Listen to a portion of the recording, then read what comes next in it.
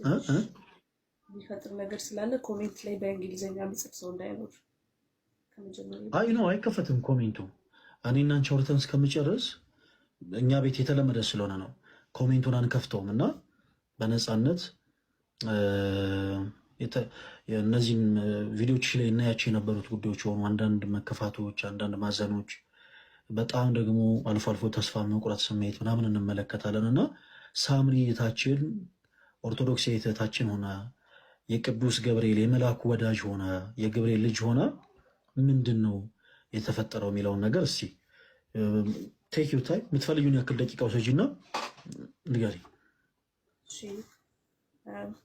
ያው ታሪኬ የሚነገር አይደለም ማለት የደህና ታሪክ አይደለም፣ ግን የሚሰማኝ ሰው የመጀመሪያ ጊዜ ስለሆነ ከመጀመሪያው ጀምሬ ይናገራለሁኝና ሳምራዊት እባላለሁኝ። ተወልጄ ያደግኩት 4 ኪሎ ነው። ያደግኩት አያቶቼ ጋር ነው፣ ግን ያው እስከ 10ዎቹ እድሜ ድረስ የምጠራው በአያቶቼ ስም ስለነበር ያው እናትና አባት እንዳለኝ አላውቅም ነበር እና ያው 4 ኪሎ ፈርሶ ወደ ጀሞ የሚባል ሰፈር መጣን። እዛ ከፍ እያልኩኝ ስመጣ ያው ያደግኩት አያቶቼ እንደሆነና እናትና አባት እንዳለኝ ሰማሁኝ ማለት ነው። ከዛ በኋላ ያው በልጅነት አቅሜ የእናት ፍቅር እያቃጠለኝ መልኳን ለማግኘት ለማየት ለአንድ ቀን እየጓጓሁኝ ነበረ እና ያው በሰፈር ሰዎች ምክንያት እና በአንዳንድ ኢንፎርሜሽን ከእናቴ ጋር ተገናኘን ማለት ነው። እናቴን ካወኳት በኋላ ቤተሰቤ ውስጥ ያው ትልቅ ነገር ተፈጠረ ማለት ነው። ቤት ውስጥ መገለል ጀመርኩኝ። ያው ስለ እናቴ መጥፎ ነገር እየተነገረኝ እንዳረቃት ተደረኩኝ ማለት ነው። ከዛ በኋላ የሆነው ምንድነው ክላስ ውስጥ ተማሪ ባለው ሰዓት ምንም አይምሮዬ ሊረጋጋልኝ አልቻለም። በቃ ራሴ ማጥፋት ብቻ ነበር የምፈልገው። ቤት ውስጥ በማየው ነገር ከእናቴ ጋር በድብቅ መገናኘት ጀመርን። ከዛ የሆነ ሰዓት ላይ ጠፋች እሷ ማለት ነው። ሳድግ አያቶቼ ቤተሰብ የለንም ማለት አርቀውን ያሳደጉን አግለው ማለት ነው። አንድ ታላቅ እህት አለችኝ። አጎት አክስት ምናምን የሚባል ነገር አናውቅም። በቃ እዛው ነው በድህነት የኖር ነው ማለት ነው። አላገናኙንም ከማንም ጋር። እንዳልኩ እናቴ ከተገናኘን በኋላም በዛው ጠፋች። ህይወት እየቀጠለ ያለ አንድ ጓደኛ ያስኩኝ የ10ኛ ክፍል ተማሪ እያለሁ ማለት ነው። እና ምንድነው የተፈጠረው? በአጋጣሚ ምንም ሳትታመም ያው አያቴ አረፈች ማለት ነው። እንደዚህ አብረን ቁጭ ብለን አውርተን ነው በደቂቃ ሽንት ቤት ገብቼ እስከወጣ ነው ሰው የተቀመጠችበት ሶፋ ላይ አርፋ የጠበቀችኝ ማለት ነው። ከዛ ወንድም የፈለገ ህይወት በጣም ከበደ። እንዳልኩ ከቤተሰብ አርቀው ነው ያሳደጉ። የምናውቀው ነገር የለም። የተወሰኑ ጊዜያቶች አለፉ ያለሷ። የኋላ ስሰማ ያው የሞተችበትን መንገድ እነግርሃለሁ። ይሄን ነገር ግን ያው ዛሬ ነው የምናገረው፣ ማንም አያውቅም። ሶሪ። አይዞሽ ሳምሪ፣ ያው አሁን ነገሮችን የምናወራሽ ምናልባት ለአንቺ ትንሽ በትንሹም ቢሆን እረፍት መስጠት የምንችል ከሆነ ብለን ነው እና በደንብ ተረጋጊና አይዞሽ፣ እኛ እናደምጥሻለን። ሀሳብሽን ሰብሰብ አድርገሽ ንገሪ። የሆነው እንደማንም እያለ ህይወት ቀጠለ። ከዛ የሆነ ሰዓት ላይ እህቴ ልጅ ወልዳ ቤት ነበረች፣ ታላቅ እህቴ ማለት ነው። እና በመሀል ወንዱ አያታችን በመሀል እየወጣ ይቀራል እና በቃ ለባል ምናምን ይከፈላል። እኔና እህቴ አያታችን እያለች ያው ብዙ ነገር ስለለመድን ማለት ነው። እዛ ሰዓት ቡቲክ ቤት ነበር ተቀጥሬ የምሰራው። እዛ ምንድነው የሆነው? ከስልኩ ላይ ስልክ ወሰድንና ስናጣራ ያው አያቴ በ70 ዓመቱ ሰንዳፋ አካባቢ ሴት ይዞ እንደተቀመጠ ደረስንበት ማለት ነው እኔና እህቴ። በሱም አላበቃም። በላያችን ላይ የምንኖርበት ኮንዶሚኒየም ቤት ያው ቀብድ ተቀብለዋል። እኛ ምንም የምናውቀው ነገር የለም። ከዛ በመሀል እየኖርን እያለ እቃ በመሀል እየወጡ ይሸጣሉ ምናምን እሱና አንድ ልጁ። ከዛ የሆነ ሰዓት ላይ እንደዚህ እያለ በቀጠለበት ጊዜ አንድ ቀን ማታ ከ3 ሰዓት ነው ከስራ እየመጣሁኝ በጣም ደክሞኛል እና በቃ ያው ጭንቅላቴ ውስጥ የነበረው ቤት ገብቼ ያው እራት በልቼ ከእህቴ ጋር እጫወታለሁ የሚል ነበር። እና የዛ ቀን ምንድነው የገጠመኝ ነገር፣ ስገባ ልክ ከስራ ወደ ቤት በመመለስበት ሰዓት በር ተዘግቷል። ጎረቤት ጋር ቁልፍ ካለ ስጠይቅ ያው እህቴም የልጇ አባት ጋር ቤቱን የገዛው ሰው ከዛሬ ጀምሮ ቆልፎት እንደሄደ እና ልብሴንም የኮሚናል ማለት የኮንዶሚኒየም ጋራ መጠቀሚያ ውስጥ እዛ እንደተቀመጠ ነገሩኝ። ያው እንዳልኩ ያን ያህል የሚቀርበው ዘመድ አልነበረኝም እና ያቺ ማታ ለኔ ከባድ ነበረች። ብዙ ነገር የለመድኩበት ቤት ነበር። ሁለተኛው ሀያት የሞተችበት ቀን ነበር ያ ቀን። ሰው ከኛ ብሎክ 4 ብሎክ አልፎ አንዲት እዛም ለተቀመጠ ነገሩኝ። ያው እንዳልኩ ያን ያህል የሚቀርበው ዘመድ አልነበረኝም እና ያቺ ማታ ለኔ ከባድ ነበረች። ብዙ ነገር የለመድኩበት ቤት ነበር።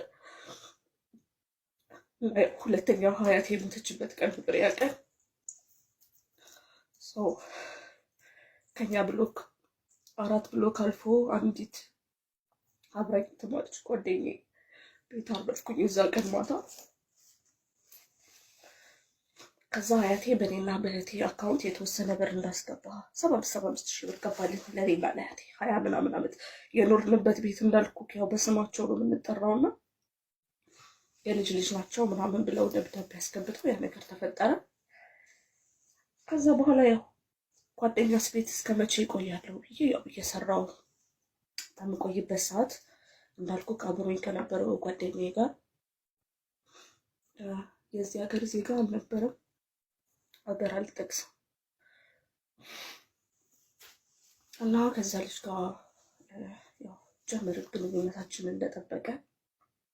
በመሀል የሚያስፈሩ ነገሮች አሉት። በጣም አደገኛ ነገርም ነበር። እዚህ ሚዲያ ላይ ማውጣት ይከብዳልና ምንድን ነው እሱ እምነቱ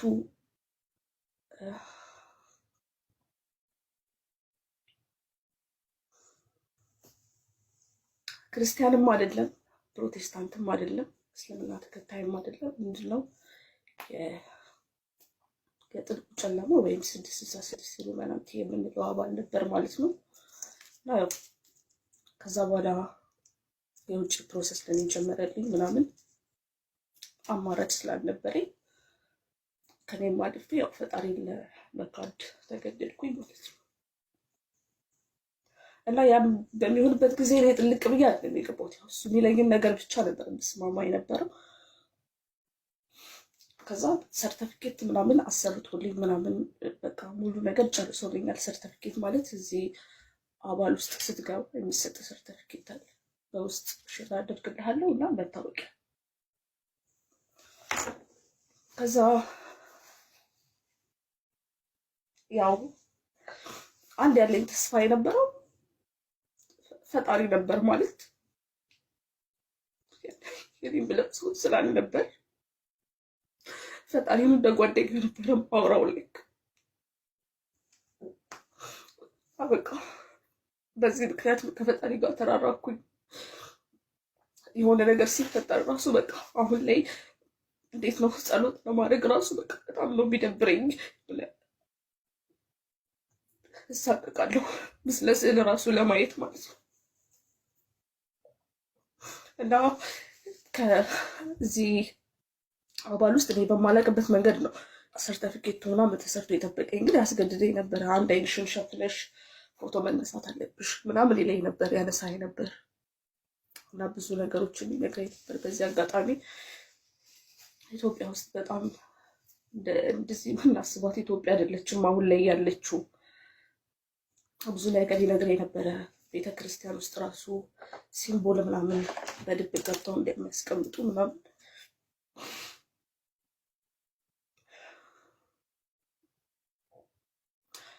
ከዛ ከሱ ጋር የመጨረሻችን የሆነው ምንድን ነው? በመሀል አብረን እያለን እርግዝና ተፈጠረ ከሱ ጋር። ከዛ ልክ እርግዝናው ልክ 6 ወር እንደሆነ ምንድን ነው ያደረገው? የእኔ ልጅ ተገበረ ማለት ነው። በምንድን ነው የሚገበረው? የሆነ በማላውቀው መንገድ መልኩ መርፌ ወቅተው ጉድቻ እንዲፈጠር ካደረጉ በኋላ ደሙን ነው ማለት ነው የሚቀብሩት። ካወኩኝ በኋላ ከነበረበት አካባቢም ጠፋሁኝ። ሌላ ሀገር በአጋጣሚ መጣሁኝና እዚህ ስቅ ብዬ እየሰራሁኝ ነው። ግን አሁን ላይ የምኖረው ምንድን ነው? እንዴት ነው? ያው መሞት ለኔ ጥሩ ነው ማለት እዛ ሄጄ ሳቱ ይሻለኛል ነው የምለው። ምንም ነገር አወኩቶኝ አይደለም የምኖረው። ይነጋል ይመሻል ብቻ ዝም ብዬ ልኖር የምትለው ነገር አለ አይደለ?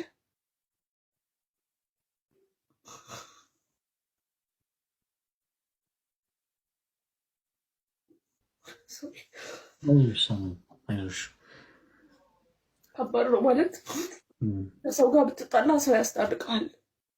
ከራስ ጋር እንደመጣላት በጣም ከባድ ፈተና የለም። የሆነ ስፔሻሊ የሆነ እንዴት ነው የሆነ ነገር አስተካክላለሁ ብለህ ሙሉ ነገርህ ነው ዳሜጅ የምታደርገው። በዛ ላይ ይሄ ሁሉ ነገር ሲከተለኝ የነበረው በጣም ወጣት ነው ይሄ ሁሉ ነገር ለመቀበል እና ደግሞ ሞር ይሄ ሁሉ ነገር ሲፈጠር በጣም የሚረብሸኝ ምንድን ነው እናትና አባት እያለኝ ሰው እናቴ አጋጣሚ በዚህ አጋጣሚ ያለች አባቴም እንደዛው። እናቴ ያው ትዳር አላት ግን ያው አሁን ላገባችው ትዳር ልጅ እንዳላት አልተናገረችም።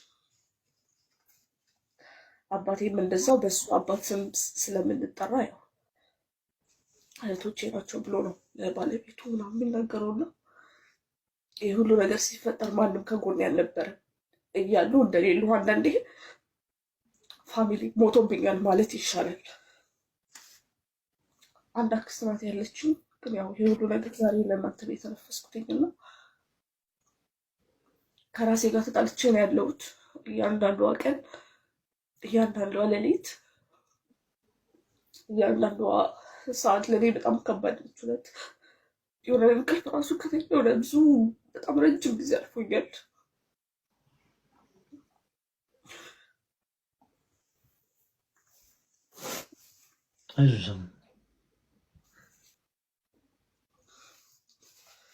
ምን ይከብዳል? የሆነ ነገር ፈልጌ ማውራት የለመድኩት ከእግዚአብሔር ጋር ነው እና ወደ ጸሎት ለማድረግ ቅልና ከዛ የሆነ ስራ ትዝ ይለኛል የገባሁበት ምናምን ነገር ነው ቼም ይዘኛል። ይቅር ባይ እንደሆነ አምናለሁ። ግን አውቀህ ያደረከውን ነገር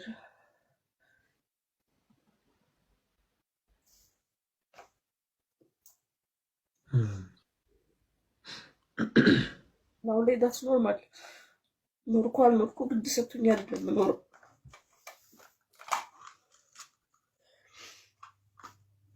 እና ወንድም የፈለገበት እሱ ይሄ ነው። መልካም። ከሁሉ ድምጽ ይሰማል አይደል? ሰማይ እሺ። ተወዳጆች በተሻለ አቅም ዛሬ እናስቸግራችሁ። ሁላችሁም ታች 39K የሚለውን ቀስቱን እየነካችሁ በደንብ ኮፒ ሊንክ አድርጉት እንዳይቆራረጥ እንዲህ አይነቱ። መልካም። ከሁሉ ድምጽ ይሰማል አይደል? ሰማይ እሺ። ተወዳጆች በተሻለ አቅም ዛሬ እናስቸግራችሁ። ሁላችሁም ታች 39K የሚለውን ቀስቱን እየነካችሁ በደንብ ኮፒ ሊንክ አድርጉት እንዳይቆራረጥ። እንዲህ አይነቱ መልእክት በጣም ለብዙዎች መድረስ አለበት። ከሁሉ በፊት እህታችን ሳምሪ ስላገኘንሽ ስላወቅንሽ እጅግ በጣም ደስ ብሎናል። እውነት ለመናገር በጣም ብዙ ነገሮች ናቸው በእነዚህ አጭር ጊዜያቶች ውስጥ በአንቺ ህይወት ውስጥ የተፈጠሩት ነገሮች በጣም ብዙ ነገሮች ናቸው እና የሚያግዙኝ ወንድሞችም ስላሉ ለነሱ እድል እሰጣለሁ። እኔ የተወሰነች ነገር ብቻ ለማንሳት እሞክር። ምናልባት ልብሽን የሚያጽናነው ልብሽን የሚያረጋግጉ ከሆነ በቻልኩት አቅም የተወሰነች ነገርን ለመናገር ልሞክር። በዚህ አጋጣሚ አንድ እንድታቂ የምፈልገው ነገር እንዲህ አይነቱ ታሪክ ያንቺ ብቻ ታሪክ አይደለም።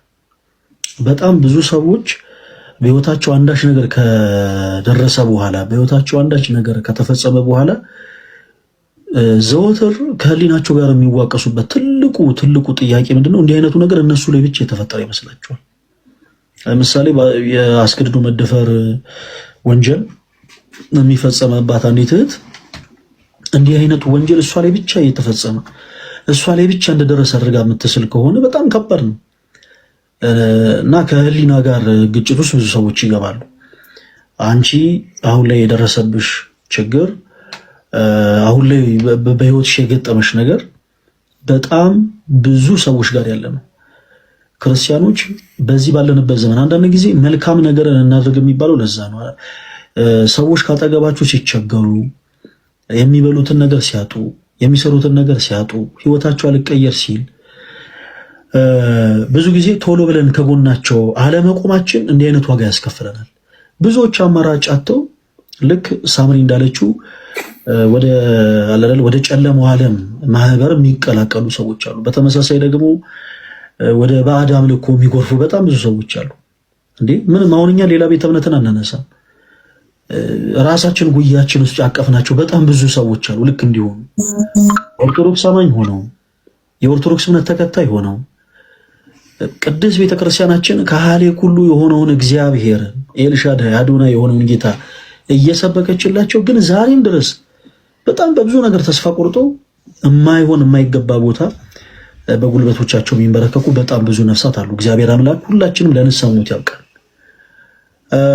እና ሳምሪ በሳምሪ ሕይወት ውስጥ ያንዳንዱ ነገር ሁላችሁም አጤናችሁ ከሰማችሁ በሁለት በኩል ሀሳቦችን አጋርተናለች። አንድ በቤተሰብ በኩል የነበረ በጣም በነገሮች ተስፋ እንድትቆርጥ እንድታዝን ያደረጋት አንድ ታሪክ እና ደግሞ በመቀጠል ደግሞ ሳታቅ ከአምላኳ ከእግዚአብሔር ጋር ደግሞ የተጣላችበትን መንገድ አጫውታናለች እና እንዲህ አይነቱ ታሪክ የብዙ ሰዎች ታሪክ ነው። እንዲህ አይነቱ ነገር የብዙ ሰዎች ህይወት ነው። በቤተሰቡ በተለይ እባካችሁ እኔ እጅግ በጣም ትንሽ ልጅ ነኝ ስል ደግሞ የሆነ በጣም ጩጬ ነኝ እያልኩ ሳይሆን ትዳር መስርተው ልጆች ወልደው የልጅ ልጅ አይተው ላሉ ሰዎች መካሪ መሆኑ ሰው አይደለሁኝም። ግን እባካችሁ ክርስቲያኖች ወንድሞች ትዳር ከጀመራችሁ በኋላ ኃላፊነት ከወሰዳችሁ በኋላ በትዳር ህይወት አንድ ከሆናችሁ በኋላ እባካችሁ ለእያንዳንዱ ለምታደርጉት ነገር ዋጋ ስለሚያስከፍል ኃላፊነት ወሰዱ። እባካችሁ የቤት አባወራ የምትሆን ወንድማችን እባክህን አባወራ ከሆንክ ትልቅ ኃላፊነት ስለሆነ ኃላፊነትን ተወጣ። የቤት እመቤት የምትሆኝ እህታችን የቤት እመቤት ከሆንሽ ትልቅ ኃላፊነት ስለሆነ ኃላፊነትሽን ተወጪ።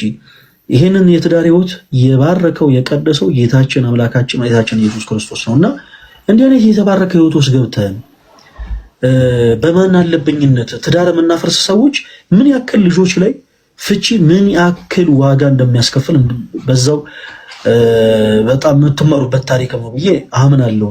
የሳምሪ ታሪክ ብቻ አይደለም፣ በጣም የብዙ እህት ወንድሞቻችንም ታሪክ ነው እና እባካችሁ በትዳር ህይወት የምትኖሩ ሰዎች ስለ ልጆቻችሁ ብላችሁ አንዳንድ ጊዜ ይቅር መባባልን ወቁበት። አንዳንዴ ይቅር መባባልን ልመዱ። ምክንያቱም ይቅር የማይባል ነገር ስለሌለ ጌታችን አምላካችን መድኃኒታችን ኢየሱስ ክርስቶስ እኔ ይቅር እንዳላችሁ እናንተ እርስ በራሳችሁ ይቅር ተባባሉ እንዳለ ሁሉ በትዳር ህይወት የምትኖሩ ሰዎች እባካችሁን ችግሮቻችሁን ልጆቻችሁ ህፃናት ድምፃችሁን ሳይሰሙ በራችሁን ዘግታችሁ መፍታትን ነገሮችን መወያየት ልመዱ ፕሊስ። ህፃናት ሲያድጉ በነገራችን ላይ ህፃናት ሲያድጉ ተወዳጆች በአባት የሚሞላ ፍቅር አለ፣ በእናት የሚሞላ ፍቅር አለ። ይሄ ፍቅር ነው በነገራችን ላይ ውስጣዊ ማንነታቸውን እየገነባ የሚያሳደጋቸው እና በአባትም የሚሞላ ፍቅር በእናትም የሚሞላ ፍቅር ሳያገኙ ትንሽ በጣም ልክ ባልሆነ መልኩ ግን ምናልባት የልጅነት እድሜያቸው የሚያልፍ ከሆነ ግን ለነገው ማንነታቸው ትልቅ ጠባሳና ተጽዕኖ ይፈጥራል እና እባካችሁ በቻላችሁ ታቅም አንዳንድ ጊዜ የግል ስሜትን ብቻ ከመመልከት የግል ስሜትን ብቻ ከማየት ትንሽ ራቅ ብለን ለልጆቻችን መኖር ብንጀምር መልካም ነው። ሳምሪ እኔ አንድ ሀሳብ ብቻ ላንሳ። ምናልባት ሌሎችም ወንድሞች ስላሉ ለእነሱ እድል ለመስጠት በእንደዚህ አይነት ህይወት ውስጥ ያላችሁ አናቅም። ለምሳሌ ልክ እንደ የጨለመው አሰራር ላይ የጨለመው ማህበር ውስጥ ገብተው የኛን ላይ የሚከታተሉ ሰዎች ይኖራሉ። የኛን ላይ የሚከታተሉ ሳምሪ፣ እስከዛ ወይ አንቺ ማይክ ሚዩት አድርጊያት ድምፅ እንዳትገባ። ኦኬ። እና የኛን ላይ የሚከታተሉ ሰዎች ይኖራሉ። አናቅም። በባዕድ አምልኮ ቦታ እየተመላለሱ የኛን ላይ የሚመለከቱ ሰዎች አሉ። ዕለት ዕለት በጣም ኃጢአት ባለበት መንገድ ዕለት ዕለት እየተመላለሱ የኛን ላይ የሚከታተሉ ሰዎች ይኖራሉ። እኛ አናቅም። ግን ለሁሉም ይደርስ ዘንድ የቅድስት ቤተክርስቲያናችንን ትምህርት እንንገራችሁ። በአዲስ ኪዳን የማይሰረይ ኃጢአት የለም። በደንብ አዳምጡላችሁ። በአዲስ ኪዳን የማይሰረይ ኃጢአት የለም። ምን ማለት ነው? በአዲስ ኪዳን የማይሰረይ ኃጢአት አለ ማለት የጌታችን የኢየሱስ ክርስቶስ ደም አጥቦ ሊያነጻው የማይችለው ኃጢአት አለ እንደማለት ነው። በአዲስ ኪዳን የማይሰረይ ኃጢአት የለም። በሥርዓት መጽሐፍቶቻችንም በመጽሐፍ ቅዱሳችንም ጭምር ለምሳሌ እንዲህ ያደረገ እንዲሆናል የሚሉ በጣም ብዙ ትእዛዛቶች አሉ። ለምሳሌ መንፈስ ቅዱስን የሰደበ ምሕረት የለውም። በሥርዓት በአዋልድ መጽሐፍቶቻችን ላይ ደግሞ ብትመለከቱ በመሬት ላይ ድንግልናን አሳልፎ የሰጠ ሰንበትን የሚሽር እንዲያደረገ የሚቆራረጥ ሰይፍ ይታዘዝበታል ይላል። በጣም ብዙ ትእዛዛቶች አሉ። ይሄ ሁሉ ግን የሚሆነው አንድ ሰው ንስሐ ገብቶ ከክርስቶስ ጋር እስካልታረቀ ድረስ ነው። አንድ ነፍስ በንስሐ ሕይወት እስከተመላለሰ ድረስ ሳምሪ በደንብ አዳምጪ፣ በአዲስ ኪዳን የማይሰረይ ኃጢአት የለም። የማይሰረይ ኃጢአት ራሳችሁን ወደ ክርስቶስ አቅርቡ ተወዳጆች። ቅድም እንዳልነው ከኃጢአት ድፋምነት ስሜት ሲሰማን ከዛ የኃጢአት ድፋምነት ስሜት ነፍሳችን አጥቦ ሊያነጻት የሚችለው ክርስቶስ ኢየሱስ ነውና ራሳችን ወደ ክርስቶስ እናቅርብ። እሺ፣ በጣም ነው ወዳችሁ። ወዴ በስማ በነጠላ እኔ እኮ እንደው ዝም ብለሽ ትከሻሽ ነበር። አይ ከመጀመሪያው ያው ቲቪ ስላልከኝ ነጠላሽ እስካሁን ሳደምጥ ነበር። በጣም ደስ ይላል። በጣም ደስ ይላል። ሳምሪ ደግሞ ነጠላ እንዴት አባቱ ነው የሚያምርብሽ! በስማ እኔ እኮ ምንድን ነው ቪዲዮሽ ቫይራል የማይወጣው ላለው ለካ የሆነ ነገር ጎሉት ነው። ነጠላ ነው። አሁን ይኸውልሽ እያንዳንዱ ሰው ማስደንገጥ አለብሽ። እግዚአብሔርን ነገ እጅግ በጣም በምትወጁ ዝማሬ ነው ቪዲዮ እኛ ማየት የምንፈልገው። በቃ የነገ ማለዳችንን ስንጀምር ሳምሪ እጅግ በጣም ደስ የሚል በጣም የምትወደውን ዝማሬ ነጠላ ለብሳ እየዘመረች ነው። ያው የቲክቶክ ቀናችንን መጀመር የምንፈልገው እና እንዳትረሽ። እሺ ሳምሪ ቃል ትገቢያለሽ አይደል? እያንዳንዱ የፖስሸቻው ነገሮች ታጠፊያለሽ አይደል? አዎ ከሁለቱም ታጠፊያቸዋለሽ። ሎጥ የሚባል አንድ የእግዚአብሔር ሰው አለ በመጽሐፍ ቅዱስ ላይ። አንዳንድ ጊዜ እኛ ያወቀነውን ሁሉ የምታውቁ እየመሰለን ዝም ብለን አንዳንድ ነገር እንጠቅሳለን እና ሎጥ የሚባል አንድ የእግዚአብሔር ሰው እግዚአብሔር አምላክ ከሆነ ከተማ ውጣ ብሎት ሁለት ሴት ልጆቹንና ሚስቱን ይወጣል እና ወደኋላ ዞር ብላችሁ እንዳትመለከቱ ተብለው ታዘው፣ የሎጥ ሚስት ግን ትእዛዝ ሳትሰማ ወደኋላ ተመለከተች እና የጨው ሐውልት ሆና ቀረች። እና አንዳንድ ጊዜ ተወዳጆች ወደፊት እንዳንራመድ የሚያደርገን ወደኋላ ዞር ብሎ ማየት ነው። ወደኋላ ዞር ብላችሁ ማየት ያለባችሁ የዱላ ቅብብሎች ላይ ብቻ ነው፣ ይሄ ሩጫው ላይ ማለት ነው። እና ወደኋላ ዞር ብላችሁ እንዳትመለከቱ ወደፊት ብቻ ነው። እያንዳንዱ ክርስቲያን ማየት ያለበት ወደፊት ነው። ሳምሪ ቀደም እንዳልሽው ከአይምሮሽም ከስልክሽም እያንዳንዱን ነገር አጥፊያቸው። በቃ በአዲስ መንፈስ ሳምሪ የጌታችን የኢየሱስ ክርስቶስ ባሪያ ናት። በእነዚህ ሁሉ ጊዜያት እንኳን ከክርስቶስ ርቀሽ ሲ የመልአኩ የቅዱስ ገብርኤልን ስም ከቲክቶክ አካውንትሽ ላይ አልፋክሽውም። ኦኬ። የቅዱስ ገብርኤልም ደግሞ ወዳጅ ናት እና ሳምሪን በቻልነው አቅም አግኝተናት፣ ያው እዚህ ላይ ቃል የምንገባው ነገር አግኝተናት፣ ያው እንደምታውቁት እያንዳንዱ ቤተክርስቲያን የጌታችን ኢየሱስ ክርስቶስ ቅዱስ ሥጋ ክቡር ደሙ ነው የሚሰዋው መታሰቢያ ይሆን ዘንድ ግን በቅዱሳን ይሰየማልና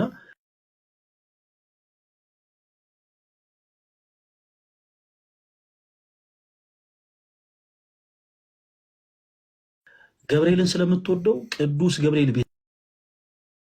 ቤተክርስቲያን ንስሐ እንድትገባ እናረጋታለን። ከክርስቶስ ጋር ትታረቃለች። ተወዳጆች ደስ ይበላችሁ። ተሙዬ ማለት የምትፈልገው ነገር ካለ ለአንተ ዕድል ልስጥ።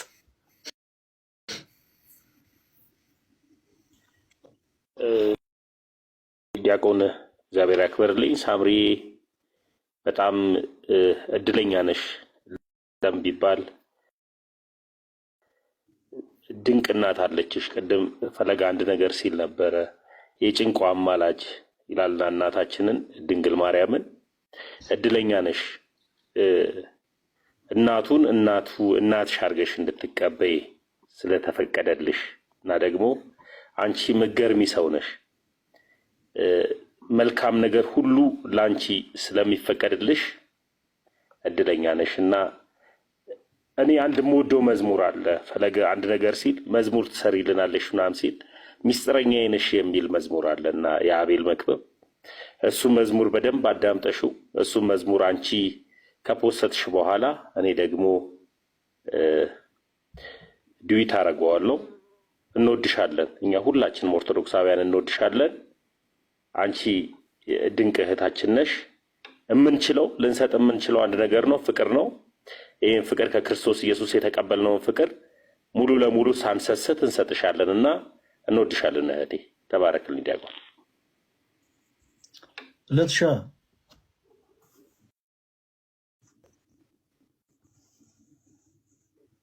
ለት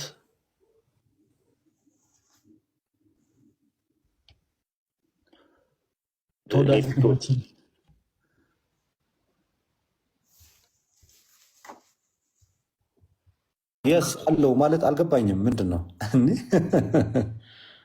ይሰራል? እየሰራው ነው አለው፣ እየሰራው ነው፣ እየሰማው ነው። ገብቶኛል። አሁን ተውና ላናግራት። እንዴት ነሽ? ስለከፈተች አውራት ብዬ ነው። እስኪ እባክህ ዝም በል፣ ሰለቸኝ ያንተ ድምፅ። እኔማ ራበኝ ሁሉ። እሺ ቀጥል። እንዴት ነሽ? ደህና ነሽ? ሁሉ ሰላም? አሁን ውስጥሽ አልተረጋጋም? እውነቱን ለመናገር ሰላም እየተሰማሽ ነው አይደል? ደግሞ ከኋላ ያሉት ቅዱሳት ስዕላት ደግሞ በጣም ያማምራሉ። ደስ ሲል እግዚአብሔር ከዚህ በላይ የውስጥ ሰላምሽን ይመልስልሽ። ዛሬ እኔ በዚህ ጉባኤ ላይ ባለገኝ ኖሮ ፈለገ ጭራሽ ከቤተክርስቲያን ነበር ምቶች የሚያደርገው። እግዚአብሔር ወዶ ፈቅዶ በማዕከላችሁ ተገኘ። ወንድማችን ሳምሪ፣ በዚህ አጋጣሚ ሳይወጥ እስከተመላለሰ ድረስ ሳምሪ በደንብ አዳምጪ።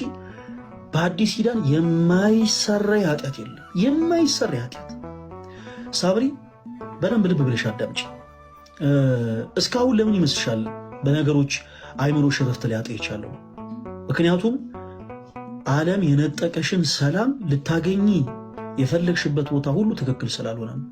አንዳንዶች ሳምሪ ልክ እንዲህ ከክርስቶስ ጋር ሲጣሉ ከአምላካቸው ከእግዚአብሔር ጋር ልክ ሲጋጩ ጌታችን ኢየሱስ ክርስቶስን መጠጥ ቦታ ይፈልጉታል። ማለት ዓለም የነጠቃቸውን ሰላም፣ እንግዲህ ሰላም ማለት ክርስቶስ ነው፣ የሰላሙ ጌታ ኢየሱስ ክርስቶስ ነው።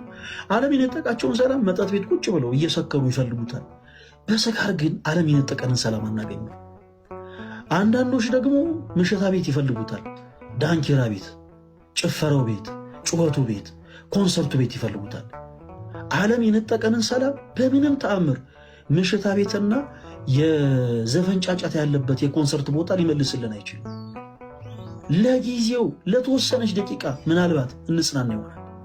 አንዳንዶች በጣም የሚገርባቸው ነገር በጣም ሲበሳጩ፣ በጣም ሲያዝኑ ዓለም የነጠቃቸውን ሰላም ፍለጋ ከማያውቁት ሰው ጋር በአንድ ቀን ከአልጋ ጋር በአልጋ ይወድቃሉ።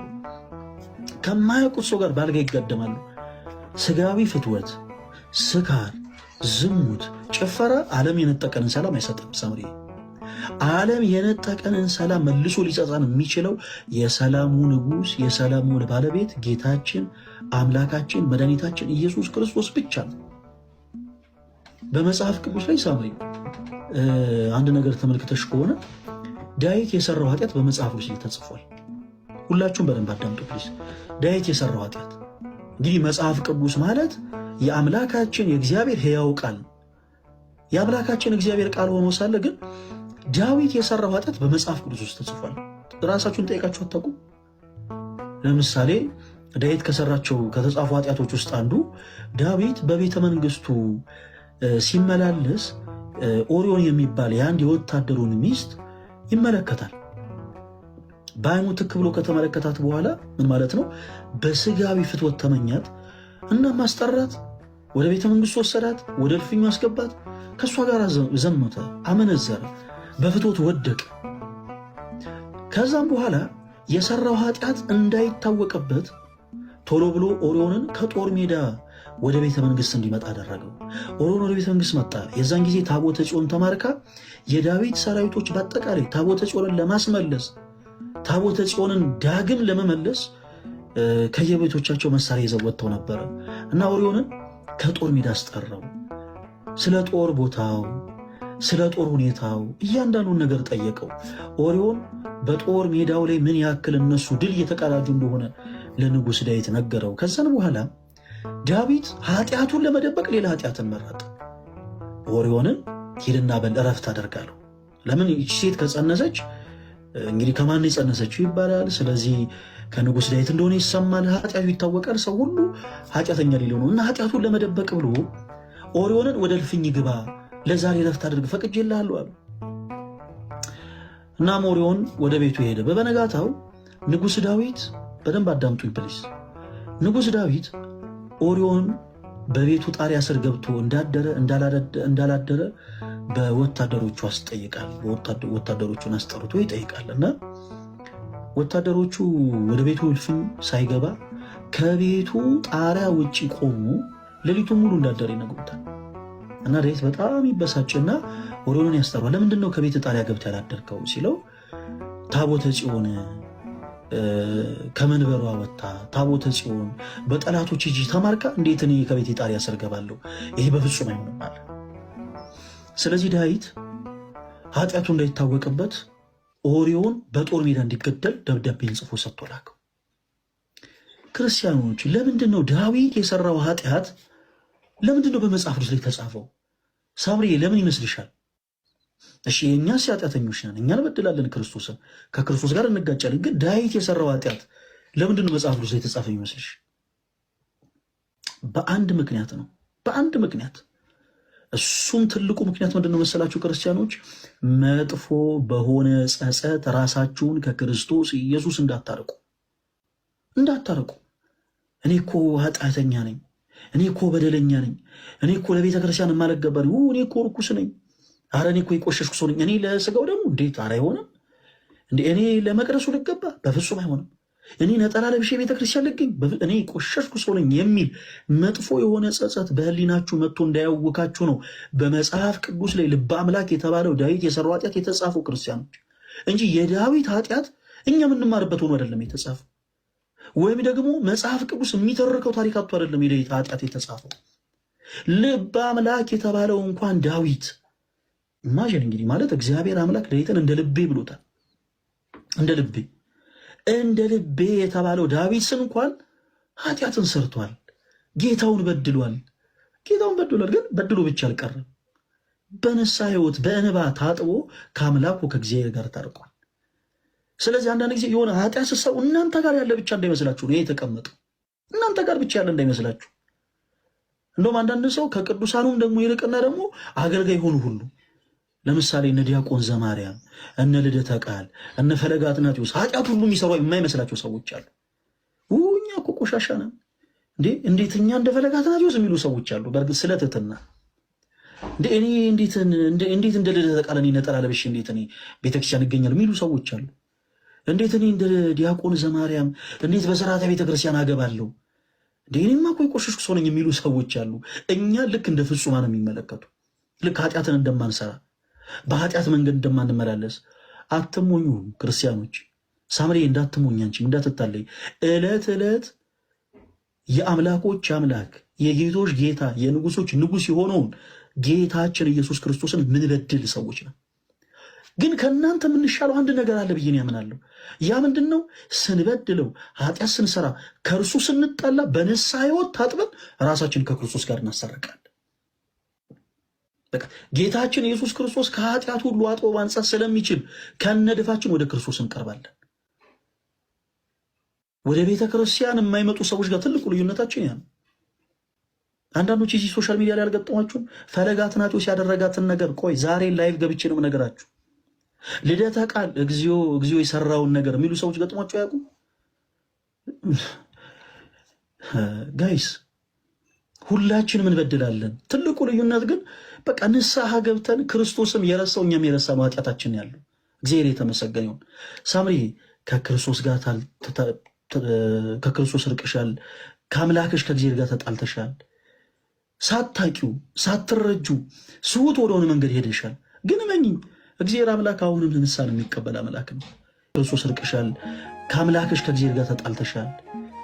ሳታቂው ሳትረጁ ስውት ወደሆነ መንገድ ሄደሻል። ግን መኝኝ እግዚአብሔር አምላክ አሁንም ንስሐን የሚቀበል አምላክ ነው። የአንቺን ጸጸት ብቻ ነው የሚሻው፣ የአንቺን መመለስ ብቻ ነው የሚፈልገው። በዚህ በዮሐንስ ወንጌል ምዕራፍ 13 ከቁጥር 6 ላይ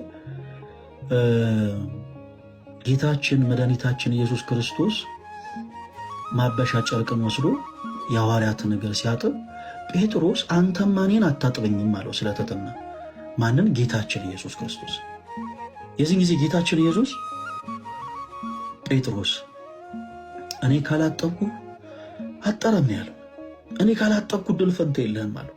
ሳምሪ እርግጥ ነው ስህተት ሰርተሻል። ሳታቂው በጣም ብዙ ስህተት በሆኑ መንገዶች ተጉዘሻል። ሳታቂው ሳትረጁ አውቀሽን በድፍረት ሳታቂን በስተት በጣም ብዙ ነገሮችን ሰርተሻል። ግን መኝ ከዚህ የድፋምነት ስሜት አጥቦ ሊያነጻሽ የሚችለው ጌታችን መድኃኒታችን ኢየሱስ ክርስቶስ ብቻ ነው። ልክ ለጴጥሮስ እንዳለው እኔ ካላጠብኩ አጠራም እንዳሉ ማለት ነው። የዚህ ጊዜ ቅዱስ ጴጥሮስ ጌታ ሆይ እንደዛማ ከሆነ እግሬን ብቻ አይደለም እጅንና ፊቴን መላ ሰውነቴን እጠበኛለሁ። መላ ሰውነታችንን ክርስቶስ ካላጠብን በስተቀር ሕያው እግዚአብሔር ምስክር አንጠራም። ሳምሪዬ አንጠራም። እስካሁን እረፍት ያጣሽው ለዛ ነው። እስካሁን እረፍት ያጣሽው ብቻሽን ቤት ተቀምጠሽ ስለምታለቅሽ ነው። እስካሁን እረፍት ያጣሽው ብቻሽን ተቀምጠሽ ህመምሽን፣ ማዘንሽን፣ መጸጸትሽን ሰው እንዲያቅልሽ ስለሞከርሽ ነው። እመኚ አንቺ ወደ ክርስቶስ ቅረቢ፣ ይቅር በሪ ብቻ ነው። ራስሽን ለካህን አሳይ። ጌታችን ኢየሱስ ክርስቶስ የትላንት ኃጢአትን ሁሉ የሚረሳ አምላክ ነው። እንደ ሰው እንኳን ሳምሪ አንቺ እኮ ማለት ትላንትና እንዲያረግሽኝ ሴት ነሽ እማይል ጌታ ነው ያለ። ጌታችን አምላካችን መድኃኒታችን ኢየሱስ ክርስቶስ ከነፍስ ድፋምነት ስሜት ሁሉ አጥቦ ሊያነጻ የሚችል አምላክ ነው። አጥቦ ሊያነጻ የሚችል አምላክ። ክርስቶስን በድለነዋል። መልካም እንግዲህ ወደ ክርስቶስ እንቅረብ። ምክንያቱም ከሱ ውጭ ሊያነጻን የሚችል ማንም የለም። ከክርስቶስ ጋር ተጣልተናል። እንግዲህ ዳግም ወደ ክርስቶስ እንቅረብ። ለምን? ምክንያቱም ከእርሱ ጋር መልሶ ሊያስታርቀን የሚችል አንዳችም ነገር ስለሌለ። ዘፈኑ አያስታርቀንም፣ ጫጫታው አያስታርቀንም፣ ዝሙቱ አያስታርቀንም፣ አመንዘሩ አያስታርቀንም። እመኑን፣ የሚያስታርቀን ወደ ክርስቶስ መቅረብ ብቻ ነው። ኃጢአታችንን በመቅደሱ ተገኝተን ኃጢአታችንን በቤተ ክርስቲያኑ ቅጥር ተገኝተን ልናራግፍ ይገባል። ከነፍስ ድፋምነት ስሜት አጥቦ ሊያነጻ የሚችለው ክርስቶስ ኢየሱስ ብቻ ስለሆነ፣ ስለዚህ ሳምሪ በቻልሽው አቅም ከዚህ በኋላ ራስሽን ማዘጋጀት አለብሽ። እስካሁን በከንቱ ያፈሰሻቸው እንባዎች በአጠቃላይ እንዳለ እነዛን እንባዎች በአጠቃላይ እነዛ ሐዘኖች በአጠቃላይ ሊደገሙ ይገባል። ልክ እንደ ባለሽቷ ማርያም እንደ መቅደላዊት ማርያም ወደ ክርስቶስ ኢየሱስ ዘንድ ቀርበሽ በቃ ዝቅ ብለሽ ከእግሩ ስር ልታለቅሽ ይገባል። ያ መልካም ጸጸት ነው። ክርስቲያኖች በዚህ አጋጣሚ ነገር አላብዛ፣ በደንብ አድርጋችሁ አዳምጡ። ጸጸት ሁለት አይነት ጸጸት ነው። አንደኛው ጸጸት መልካም ጸጸት ይባላል። ክርስቲያን የሆነ ሁሉ ሊጸጸት የሚገባው እንዲህ አይነቱን ጸጸት ነው። ሁለተኛው ጸጸት ደግሞ መጥፎ ጸጸት ይባላል። መጥፎ ጸጸት ማለት እኛ ራሳችንን ልክ ቆሻሻ እንደሆነን ፊል እንድናደርግ የሚያደርገን ጸጸት ነው። ይሄ መጥፎ የሆነ ጸጸት ነው። ክርስቲያኖች እንዲህ አይነት ጸጸት የተሰጣችሁ ያላችሁ ሰዎች ጥሩ ያደረጋችሁ እንዳይመስላችሁ። ራሳችሁን ከክርስቶስ እያራቃችሁ ነው። ከክርስቶስ እያራቃችሁ እንዴ። በነገራችን ላይ ኃጢአት መስራት ሳምሪ ኃጢአት መስራት አዳማዊነት ነው። አዳማዊነት ምክንያቱም እንደውም ሊቃውንት ምን ይላሉ መሰላችሁ? ምሳሌ ሲመስሉ ከብረት ዝገት፣ ከእንጨት ጭስ፣ ከሰው ደግሞ ስህተት አይጠፋም ይባላል። ስህተትን መስራት፣ ኃጢአትን መስራት፣ መውደቅ፣ መነሳት አዳማዊነት ነው። ወድቋ ለመነሳት ግን ይሄ አጋንንታዊ ነው።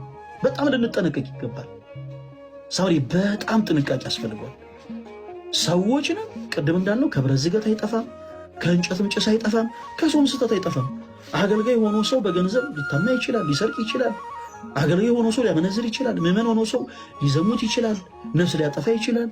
ምንም ኃጢአትን እንስራ፣ ዋናው ትልቁ ቁም ነገር ራስን አዘጋጅቶ ራስን መርምሮ ራስን ለካህን አሳይቶ ከክርስቶስ ኢየሱስ ጋር መታረቅ እና ሳምሬ አሁንም ያጣሽውን ሰላም ማግኘት ትችላለሽ። እንኳንም ማወቅንሽ እዚህ ውስጥ ያለን ሁላችንም እህት ወንድሞችሽን። በዚህ አጋጣሚ ደግሞ ቅድም ስታነሻቸው የነበሩ ሀሳቦች አሉ። ምናልባት እታች ላላችሁ ኦርቶዶክሳውያን በህግ ስራ ላይ የምትሰሩ በህግ ሙያ ላይ ያላችሁ እህታችን ሳምሪን ብታወሯት። ቅድም በልጅነት እድሜዋ በጣም ብዙ የተፈጠሩ ነገሮችን ስትነግራችሁ ሰምታችኋል። ብዙ በህግ ዙሪያ እኛ እውቀቱ ስለሌለን ምናልባት በህግ ዙሪያ እውቀቱ አቅሙ ያላችሁ አንዳንድ ጊዜ በዚህ ከውርስ ጋር ተያይዞ በጣም ብዙ የሆኑ ስህተቶችና ወንጀሎች ይፈጸማሉና እህታችን ሳምሪ እንግዲህ የእናቷ ቤት የአያቷ ቤት በአጠቃላይ ባሉበት ተሽጦ በአካውንታቸው ለእሷና ለእህቷ 75 ሺህ ብር ብቻ ተልኮላቸው ነው ዝም የተባሉትና እንደ ማንኛውም ደግሞ ህግ ሳምሪም እህቷም ፍትህ ማግኘት አለባቸውና የምትችሉ እንዲህ አይነቱን ነገር ለማድረግ ጋይስ የግድ ኦርቶዶክስ መሆን አይጠበቅባችሁም። የእስልምና እምነት ተከታዮችን ብትሆኑ ፕሮቴስታንቶችን ብትሆኑ ብቻ በህግ ዙሪያ የምትሰሩ እህት ወንድሞች ካላችሁ እባካችሁን ቀረብ ብላችሁ እህታችን ሳምሪን አናግሯት። በውስጥ መስመር መልእክት አስቀምጡላት። እገዛችሁን ስለምትሻ በቻላችሁ ታቅም በሙያችሁ አግዟት። በስተመጨረሻ ሳምሪ ማለት የምፈልገው ነገር ምንድን ነው?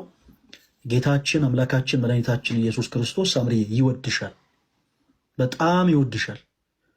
እንደሚወድሽ ደግሞ የምታውቂው ዛሬ እኛ ስለነገርንሽ አይደለም። ትላንት ገና አንቺ ሳትፈጠሪ በፊት በቀራኒው መስቀል ተሰቅሎ ስለኔና ስለ አንቺ በኃጢአት የጠቆረ ማንነታችን ከኛ ተገፉ ይርቅ ዘንድ ከአይሁዶች ምራቅ እየተተፋበት ፊቱን ያላዞረ ጌታ ከሊጦስጥራ አደባባይ እስከ ቀራኒዮ ድረስ 13 ሕማማትን ተቀብሎ መከራን የተቀበለ ጌታ በቀራኒዮ መስቀል ላይ ተሰቅሎ ስጋውን ቆርሶልናል። ሳምሪ ደሙን አፍስ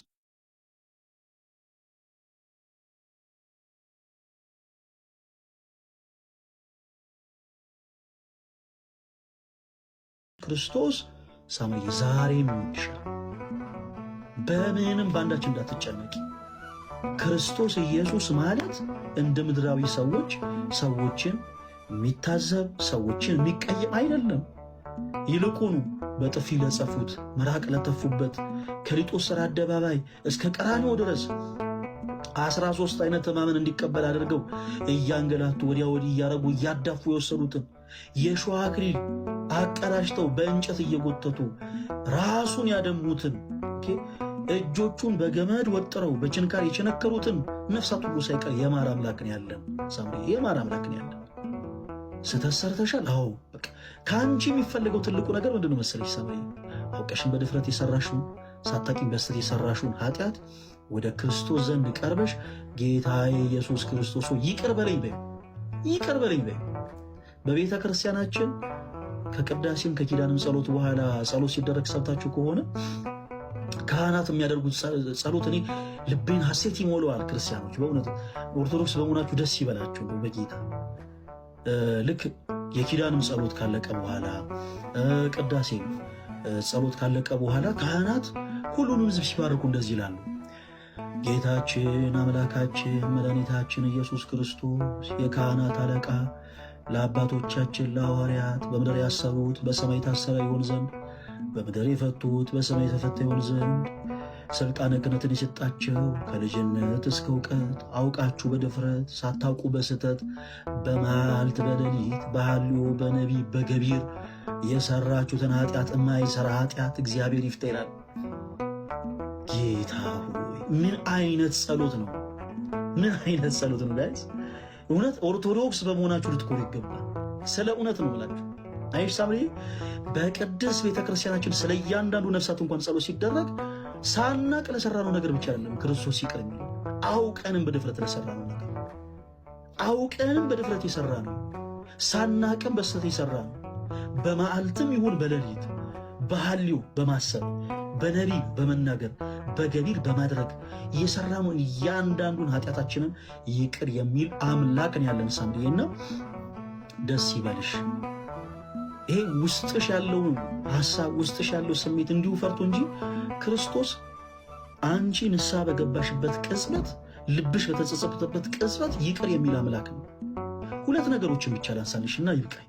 ሳምሪ በመጀመሪያ ዳዊትን እግዚአብሔር ለምን እንደ ልብ ያለው ይመስልሻል? እንግዲህ በጣም እኔ የሚገርማችሁ ነገር የነገረ መለኮትን ትምህርት ስጀምር ለኔ ጥያቄ የሆነብኝ የነበረው ነገር ያ ነበረ።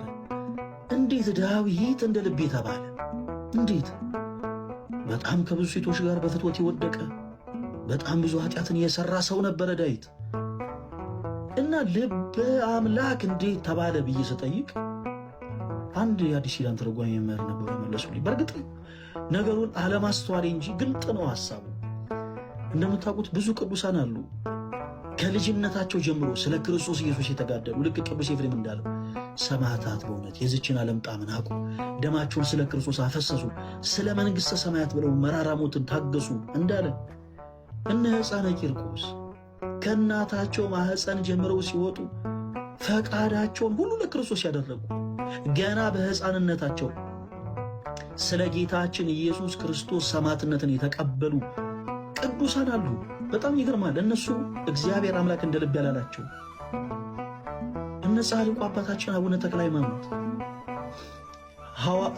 ኢትዮጵያ ሐዋርያ ተብለው የሚጠሩት በእርፍ መስቀል በተለይ ደቢቷን ኢትዮጵያ በአጠቃላይ ያረሰረሱ ወንጌልን በደቢቷ ኢትዮጵያ ላይ በደንብ በኃይል የሰበኩ ስለ ክርስቶስ ኢየሱስ ብለው በጡቼ የተመቱ ደማቸው የፈሰሰ ታላቁ ኢትዮጵያዊ ሐዋርያ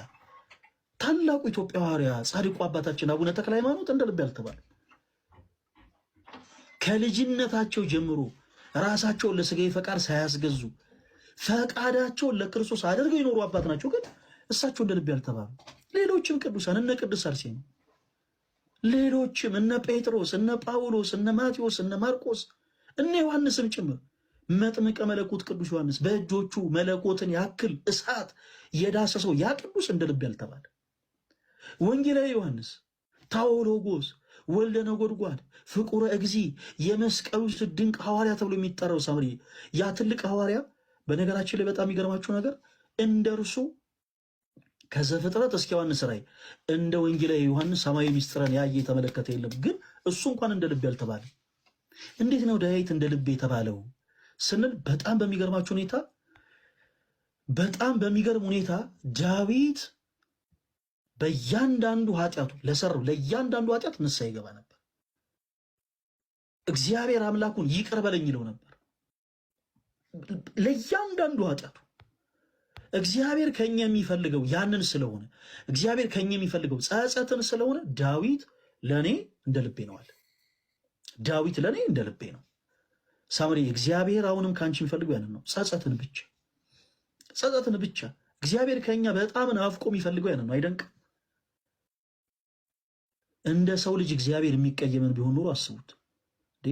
እስትንፋስን የሰጠን እርሱ፣ የመኖር ህልውናችን እርሱ፣ ተኝተን እንኳ እንቅልፋችንን የነገዋን ፀሐይ ለመመልከት የእግዚአብሔር ፈቃድ ያስፈልጋል። ክርስቲያኖች እግዚአብሔር በንስሐ ሞት ወደ እርሱ እንድንቀርብ ስለሚፈልግ ግን በእያንዳንዱ አላት እድሜ ለንስሐ ጨምሮ ይሰጠናል። ሳምሪ እስካሁን ሰዓት እግዚአብሔር ያቆየሽ በምክንያት ነው። በምክንያት ከእርሱ ጋር እንድትታረቂ ስለሚፈልግ እና ወደ ክርስቶስ ስንቀርብ ብዙ ጊዜ ቻሌንጆች ይኖራሉ። ቻሌንጆች በጣም ብዙ ቻሌንጆች ይኖራሉ። ወደ እርሱ እንዳንቀርብ፣ በንስሐ ሕይወት እንዳንመላለስ፣ እንዳንታረቅ ከጌታ ጋር በጣም ወደኋላ የሚጎተቱን ብዙ ቻሌንጆች አሉ። ከነዛ ቻሌንጆች ደግሞ በጣም ራስን ማራቅ ያስፈልጋል። በጣም መወዳት በጣም ለብዙ እህት ወንድሞቼ ታሪኳን የምመሰክርላት ያኒትን ቅድስት እናት ታሪክ ብቻ ልንገር። ወደ እርሱ እንዳንቀርብ፣ በንስሐ ሕይወት እንዳንመላለስ፣ እንዳንታረቅ ከጌታ ጋር በጣም ወደኋላ የሚጎተቱን ብዙ ቻሌንጆች አሉ። ከነዛ ቻሌንጆች ደግሞ በጣም ራስን ማራቅ ያስፈልጋል። በጣም መወዳት በጣም ለብዙ እህት ወንድሞቼ ታሪኳን የምመሰክርላት ያኒትን ቅድስት እናት ታሪክ ብቻ ልንገርሽና ላብቃሳ። ማርያም ዘነይን ትባላለች። ትክክለኛ ስሟ ማርያም ዘነይን ነው እና ብዙዎች ባለሽቷ ማርያም ወይም ደግሞ መቅደላዊት ማርያም ብለው ይጠሯታል። ይህች ቅድስት እናት የእሷ ንስሐ ከሌሎች ቅዱሳን አንስት በጣም ይለያል። የሚለየው ደግሞ በምክንያት ነው። ሳምሪ ጌታችን መድኃኒታችን ኢየሱስ ክርስቶስ በመዋዕለ ሥጋዌ በምድረ ሥጋዌ በነበረበት ዘመን የነበረች እናት ነች። የቃሉን ትምህርት ሰምታ አታውቅም። ጌታችን ኢየሱስን በዓይኗ ተመልክቶ አታውቅም እና በዛን ዘመን በሥጋዊ ፍትወት ትኖር የነበረች ሴት ነች። በሥጋዊ ፍትወት ስንቶቻችንን ነው ክርስቶስ ከተለያየ ማንነት ግን የጠራን? እኔ የሌሎቻችሁን አላውቅም ክርስቲያኖች፣ እኔ ራሱ ከኃጢአት ነው የተጠራሁት። እኔ ራሱ የትላንት ማንነቴን የትላንት ኃጢአቴን የሚያውቁ ሰዎች ዛሬ እንዳዲስ እንዴ ፈለገ እንደዚህ አይነት ሰው አልነበር እንዴ ይላሉ። እኔ ራሱ የመጣሁት ከኃጢአት ነው ክርስቲያኖች፣ ከኃጢአት የድሮ ማንነቴን ቀይሩ። ክርስቶስ ዳግም እንደ አዲስ ፈጥሮ ያላወቅኩትን እንዳውቅ አድርጎ ነው ወደዚህ ቅድስት ቤተክርስቲያን እንድጠጋ ያደረገኝ። ለስም አጠራሩ ክብር ምስጋና ይሁን። ብዙ ወንድሞችንም እንደዛ ልክ ጴጥሮስ ከቤቱ ሲወጣ አሳ ሊያጠምድ ነበር የወጣው፣ ግን መድኃኔ ዓለም ታሪክ ቀያሪ ነውና ሰውን ታጠምዳለህ እንዳለ ሁሉ የብዙዎቻችን እኮ ታሪክ እንደዚህ ተቀይሯል። ኃጢአትን አስበን ከቤታችን ወጥተን ድንገት እንደዚህ ክርስቶስ እንዲሁ የጠራን ብዙ ሰው ብዙ ነፍሳቶች አለ እና ሳምሪ ማርያም ዘነይ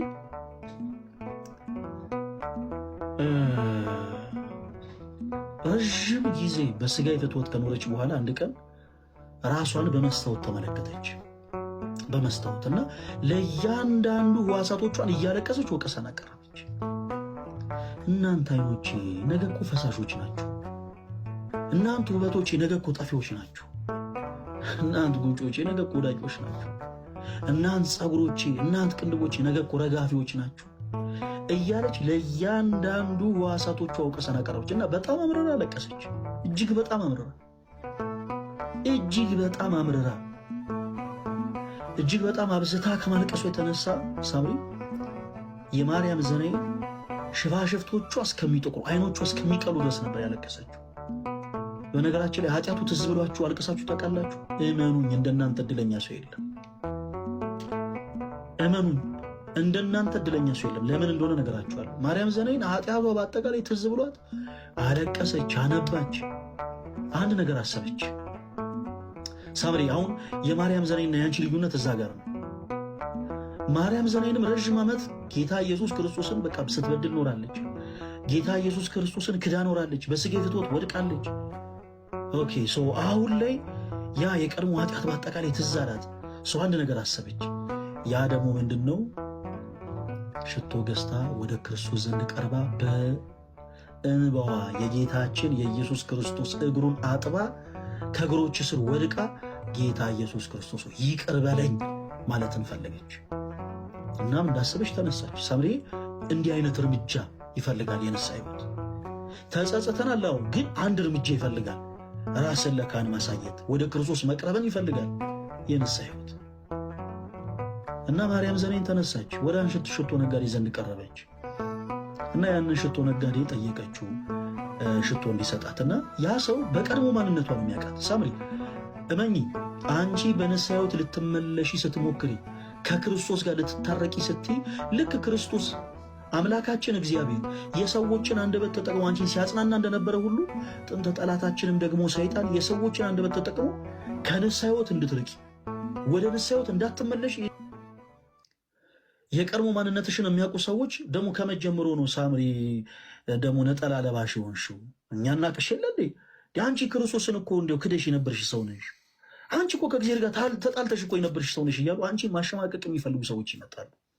ማርያም ዘኔን ወደ ሽቶ ነጋዴ ዘንድ ቀረበች እና ሽቶ እንዲሰጣት ጠየቀችው።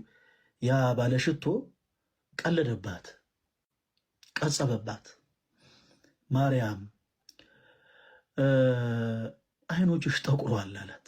አይገርም? አንዳንድ ጊዜ አልቅሰን ራሱ ደምንባ ፈሰን ራሱ አጋጥሟችሁ ይሁን ደምንባ በቃ አልቅሰን ልባችን ተሰብሮ ራሱ አንዳንድ ጊዜ አላርፍ የሚሉ ሰዎች አሉ።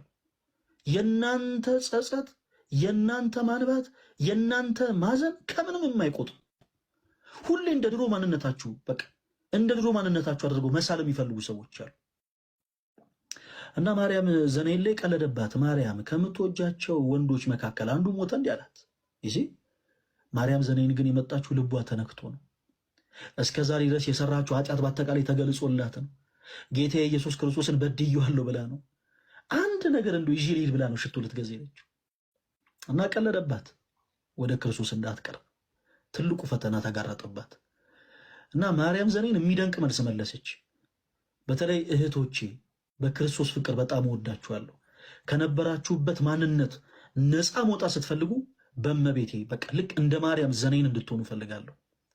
ወደ ድሮ ማንነታችሁ ሊጎትቷችሁ የሚሞክሩ ሰዎችን እናንተን ልክ እንደ ድሮ ማንነታችሁ ትሪት ማድረግ የሚፈልጉ ሰዎችን በአጠቃላይ ልክ እንደዚህ እንድታሳፍሯችሁ ፈልጋለሁ።